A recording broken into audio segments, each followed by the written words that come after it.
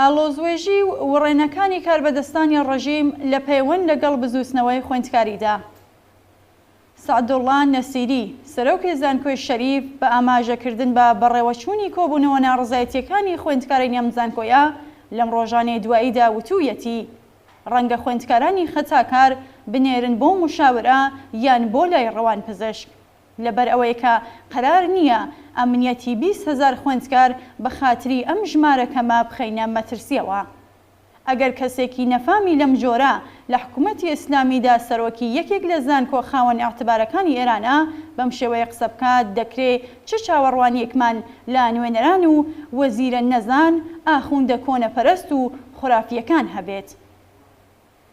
حکوومەتی ئیسلامی نیشانی داوە کە هیچ فڕێکی بەسەر دنیای مدرن و ئەم سەردەمەوە نییە و دەبێ لە سەدە نێوەڕاستیەکاندا بۆ نمونە و بۆ چوونە زێنیەکانی بگەڕێن.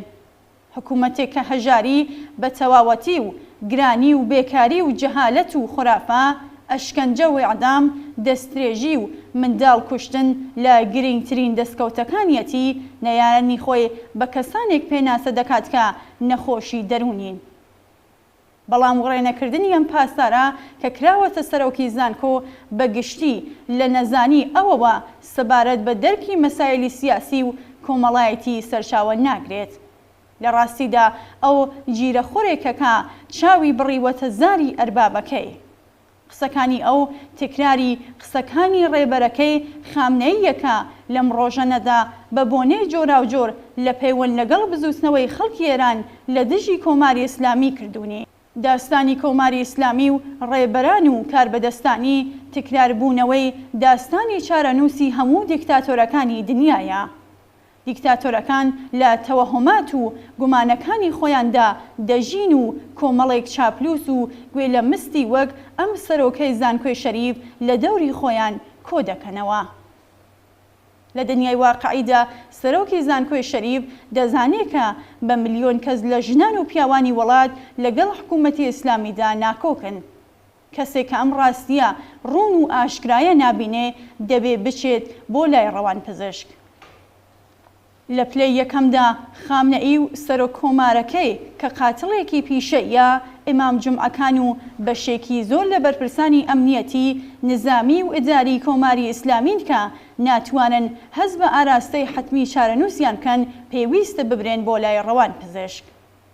ئەو کەسانەی ئەشکەنجە دەکەن، ئەو قازی پاسدارانەی کە بە کۆمەڵ حکمی ئەعدام دەردەکەن، ئەو ئەرازل و ئۆباشانەی کە هێرش دەکەنە سەر خوێندکاران پێویستیان بە چوون بۆ لای ڕەوان پزیشکەیە.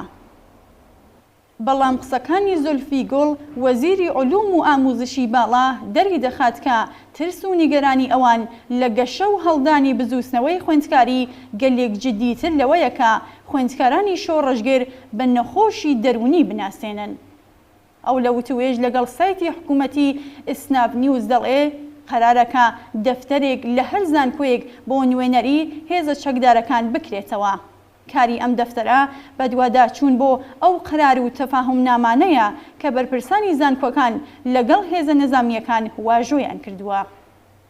هەڵبەدەم قسانە دەربڕی نیگەرانی ڕاستەقینەی ئەوانە لە بزووسنەوەی خوێندکاری. ئەوان لە پەیوەند لەگەڵ بزووسنەوەی خوێندکاریشدا ئامرازێک بجگە لە سەرکوت و گرتن ناناسن.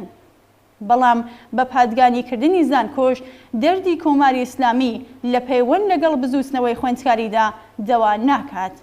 ئەو شێوازی هەڵس و کۆتەش تاقی کراوەتەوە.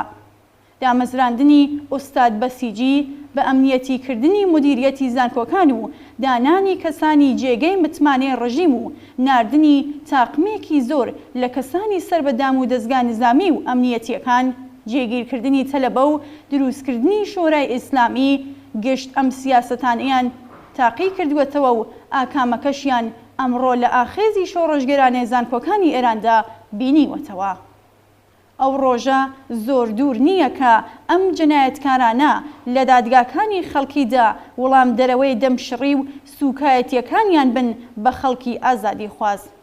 بەشداریکردن لە سەرکوت و جنایەت و پاساوکردنی داماوانەی ئەم جنایەتانە بێوەڵام نامێنێتەوە.